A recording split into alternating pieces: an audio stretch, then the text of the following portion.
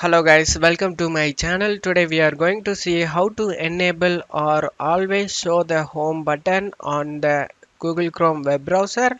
Let's jump straight into it guys. First open up Chrome, click on this three dot icon and select settings guys. On left side select appearance.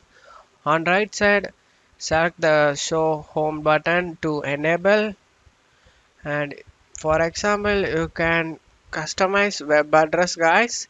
Click on this option and enter custom web address. For example, I'm gonna type in google.com.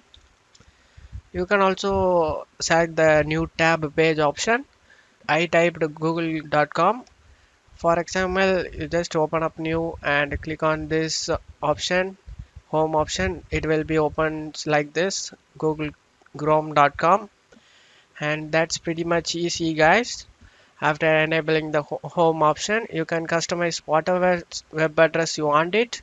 After that, you just click on the web address that will be open on the site, and that's all you have to do it guys. That's it for today's video guys. Give me a like and subscribe. Thank you.